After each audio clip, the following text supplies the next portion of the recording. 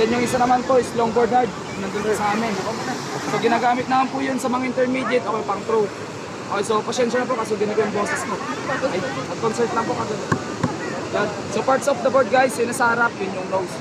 So once nakadapa po tayo sa board, okay nakasampa, kailangan dun natin nakaharap. Okay? Tail at the back, doon naman po kami kumakapit, okay nagpupushin nyo para makakuha kayo ng alon ninyo. Both side drill sa gilid-gilid niya po. Dito naman po tayo kakapit mamaya kung lulusot na sa tubig. And then upper deck, dito naman tayo dadapat, nakatatayo.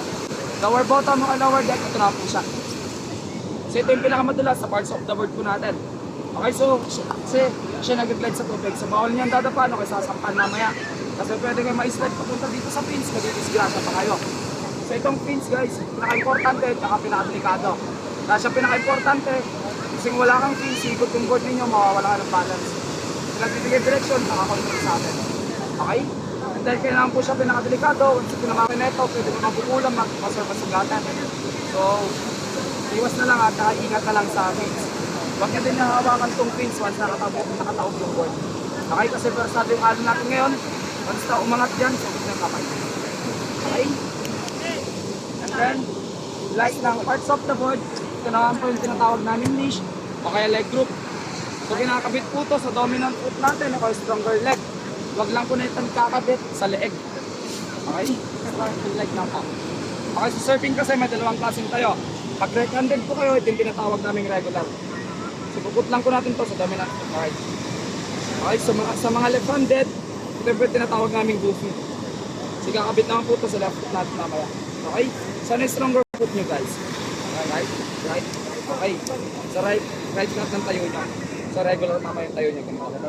Papa. Facing on the right po tayo. Okay? So tulong ng niche natin guys. So once na naka-rides kayo no, and then nagpahulog kayo sa board o kaya scratch na hulog, so yung board ninyo lalayo.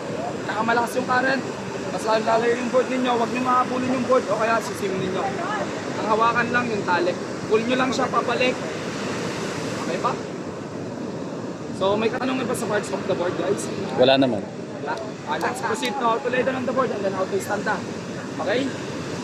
So pag yung coach nyo nag-signal ng lay down sa board, hawakan nyo lang po yung wheels ng board. So make sure nyo kailangan nasa gitna para sa middle. Huwag kayo masyadong mag-front o masyadong malikot.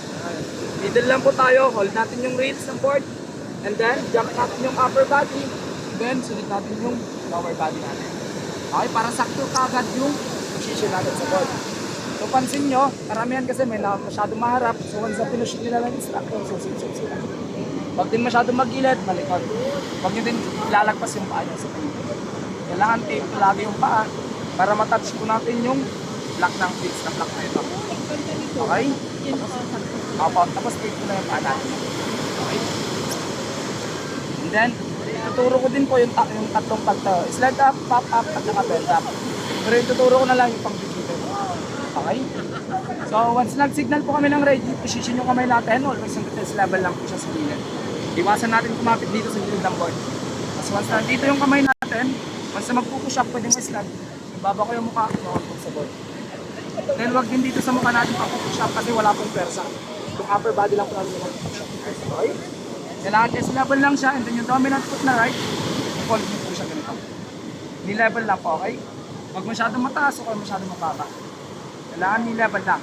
Then pag sinabi namin kayo, push up, together yung lower body. Okay? Don't pressure me guys.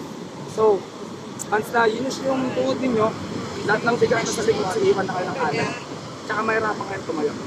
Okay? Paulat. Ready position, hold your right foot, pagtatayo, push up, and then yung right foot na naka-fold, step the back lang po siya. One step forward yung left, then, release yung kamay natin. So pansin nyo, sa pagbitaw ko ng board, matabit agad yung tuhod ko. Kasi doon na po ako kumukuha ng balance ko. Okay, kasi once naka-straight pa yan, so pag push ng alon sa inyo, off balance kayo agad. Ano ba? Paside. Okay. Kailangan bend your knees. Make sure yung front foot natin 45 and then 90 yung back foot siya. Huwag siyang parehas na naka-45 o kaya naka-90. Okay, 45 na yung front, naka-90 yung back foot natin. Make sure po natin yung upper body natin, kailangan sideways. Huwag po siya nakaharap dito sa board. Kasi wala po siyang balance. Okay? Sideways yung upper body, look straight lang po tayo. And then, basic control sa board. So may tinatawag kaming lean forward, tsaka lean back. So pag na-feel nyo yung board nyo na masyadong mabilis, you need to lean back po tayo guys. Para Hindi po siya susubscribe. Okay? Then yes, po. Pag masyadong mabagal naman yung board, lean forward naman para continuous pa rin yung rides natin. Okay? Then, yung tamang pagbaba po sa board, iwasan na lang po natin mag-dodge tsaka tumalon kasi may parts po doon na mababaw. So once nag-signal yung coach ninyo mamaya na nababa na sa board, step down lang po yung pinagagamit namin. Okay? Step down, side by side, iwasan yung tumalon doon sa harapan. Kasi once na tumalon ka doon sa harapan, English natin nakakapit lang po yan sa paa. Kung tumalon, yung board ninyo tatamahan kayo. Okay? Kaya lang side by side, o kaya doon sa likod. Okay?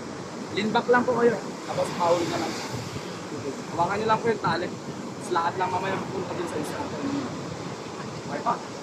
So sa paghawak po ng tali natin o kaya leash, iwasan natin ibubol sa kamay. Kasi once na binuhol nyo po yan, pag yung pala nilampas ng board, so ikipit na kayo kamay ninyo. Okay? Normal lang na hawak. Huwag nyo din ipapasok yung daliri nyo sa leash plug. Kasi pag nag-twist yung board, twist na din yung daliri nyo.